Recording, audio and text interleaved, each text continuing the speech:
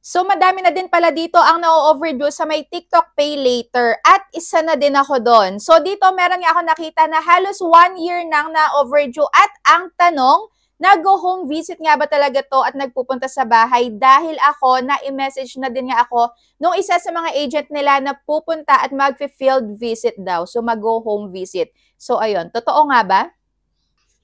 So, kung meron ka ding overdue na sa may TikTok Pay Later or malapit na mag-overdue, or kung nagbabala ka din na gamitin itong TikTok Pay Later mo na credit limit is pwede mong panoorin yung video na to para magkaroon ka nga ng idea kung ano yung possible na ma-experience mo na once ma-overdue ka.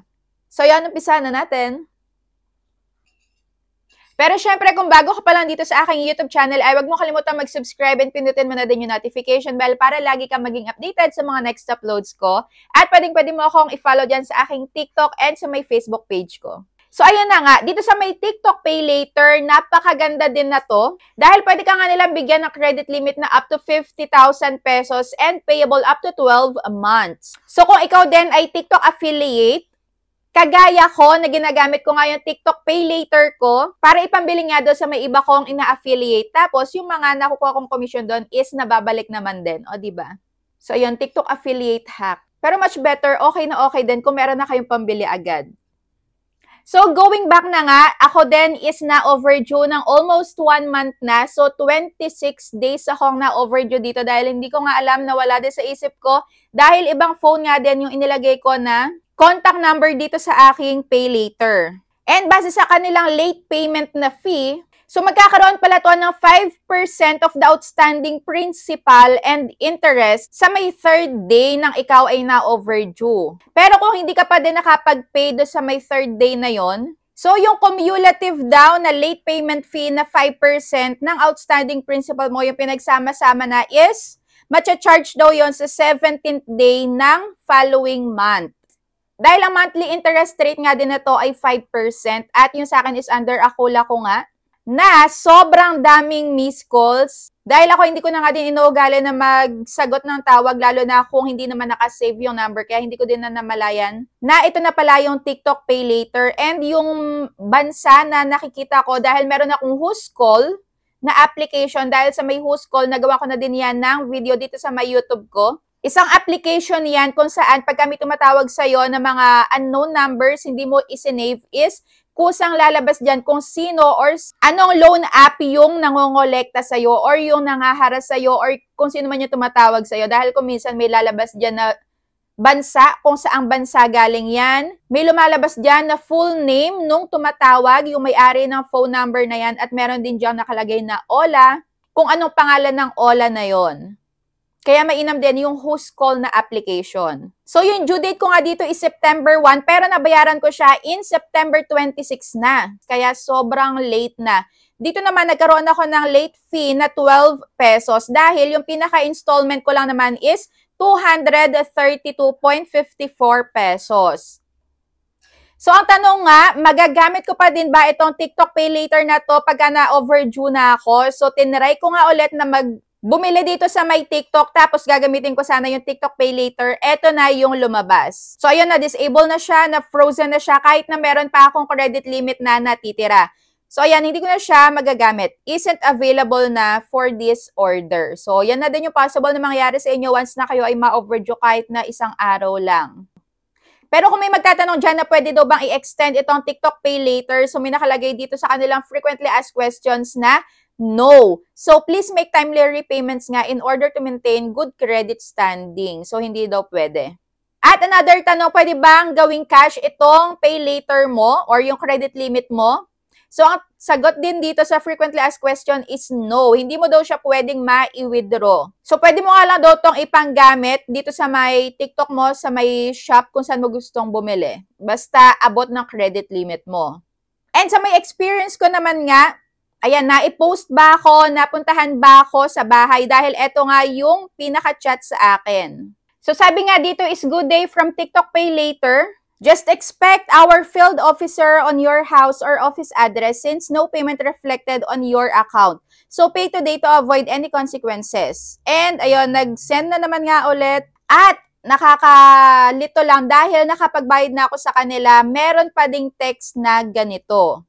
So, ayan, today, kahit na nakabayad na ako kahapon pa. So, sabi dito is, your account is already overdue. So, to avoid late fees or further action, please settle your balance today. So, if payment has been made naman daw, kindly disregard this message. Pero nakakakaba pa din nga dahil nakabayad ka na, meron pa din sa'yong magte-text na ganito. Kaya nag-reply na lang ako dito, sabi ko, nakabayad na po ako. So, ayan, wala naman sa akin ditong super daming text messages. Wala naman ako dito nakitang pananakot. Puro ganito lang, reminders. Ang super dami lang is yung iba't ibang numbers na umabot na yata ng 30 plus missed calls sa akin. Simula nung na-overdue ako. So, ayan yung experience ko dito sa TikTok Pay Later. Pero eto na nga yung mga na-experience din ng iba. Pero eto na nga din yung mga na-experience nung ibang nakapag-try na dito na ma-overdue nga sa TikTok Pay Later. So, ang sabi dito, TikTok Pay Later po sa akin, mag 1 year na ata 9,000. So, AMG Collect. Nag-home visit po ba ang AMG Collect? At eto pa, ako 1 year na, nakadalawang hulog lang ako, tas wala na. So, sobrang struggle kasi kami financially at lubog na daw siya sa utang. So, dating 3,000 lang yung utang niya, umabot na sa may 10,000 pesos. So, ayun nga. At itong na-experience naman nung isa, sa akin nga po sa Viber ng asawa ko, may nag-send ng picture ng valid ID ko plus ng information ng utang ko, pati sa messenger niya may nag-send din. So, iba-iba talaga yung ginagawa ng mga agents. Pero itong ginawa niya is against na nga din talaga to sa may Data Privacy Act dahil hindi mo nga dapat isinesend yung mga valid IDs, ayan yung mga information nung tao na yon sa kung kani-kanino. Kaya better na nga na lahat kayong buong pamilya is mag-lock na kayo ng profile mo, lalo na kung super duper late ka ng hindi nakapaghulog sa isang loan application kahit hindi sa TikTok Pay Later. Dahil yun nga yung gagawin talaga nila. Magsisearch nga sila ng kaapelido mo ng, ayan, sa may lugar nyo, sa may buy and sell nyo. At baka possible ka nga talaga na ma-post. Pero eto na nga yung about sa posting. Marami ako nababasa dito na kesyo pupunta nga daw sa bahay, kesyo ipopost nga daw siya online, pero umabot na nga ng 1 year, hindi naman daw sila na i-post. Kaya ang may sasuggest ko naman sa ganito, pagka hindi natin talaga kayang bayaran sa may due date na ibinigay sa atin, syempre kailangan din nating maging responsible borrower. Kung magkano yung natanggap natin, kung magkano inagrihan natin na interest, kailangan natin yung isa uli. Pero kung meron na nga ganito, dahil may nakikita nga din ako dito at nababasa online na may pananakot na ginagawa yung ibang agents nga dito sa may TikTok Pay Later, na kung ano-ano masasakit at pananakot nga din sa may text messages. So kung may ganyan nga din na nade-depress na kayo, sumasakit may ulo nyo, pwedeng-pwede nyo nga din yang ma-report dahil sa hindi makataong paniningil. Pero since inagrihan nga natin yon, kung hindi man tayo makapagbayad, pwedeng-pwede nyo nga sagutin dahil meron nga din ako dito nababasa na maayos kausap yung ibang agent sa may TikTok Pay Later. So ako naman, inaako ko din yung kasalanan ko din, hindi ako nakapagbayad.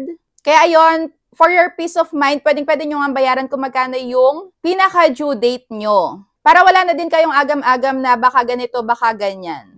So, ayun, dalawa ang choice natin. Pagka maayos makipag-usap, since tayo ay responsableng borrower, pwedeng-pwede nating bayaran for our peace of mind. Pero kung meron nang halong pananakot is, pwedeng-pwede nyong i-email yung TikTok Pay Later or yung pinaka-email ng TikTok. Kung ano yung dahilan nyo, kung merong ganyang pananakot, pwede nyo i-email sa kanila na nakakatanggap nga kayo ng ganyan dun sa may agent nga na nangongolekta sa inyo. At kung may nalalabag man nga sila na Data Privacy Act is pwedeng-pwede nyo na nga din yung ireklamo. So, yun. Pero para sa akin, super legit din to si TikTok Pay Later and kung meron kang pangangailangan sa gamit ng anak mo sa school, pwedeng-pwede mo din tong magamit. Dahil maganda din naman talaga. At isa pa, installment siya up to 12 months. And minsan nga dito, meron pang 0% interest sa TikTok Pay Later. So, ayun. Para sa akin naman, may re-recommend ko pa din tong si TikTok Pay Later. Dahil nagagandahan din ako sa my terms and agreements niya and plus hindi pa siya lumalagpas sa 15% na interest monthly. So ayun lang, kung meron pa kayo na experience about dito sa may TikTok Pay Later is comment down below din. At kung meron din kayong positive or negative man din na feedback is i-comment nyo na din dyan para alam nga din ng iba. So ayun lang, thank you for watching and see you on my next vlog. Bye!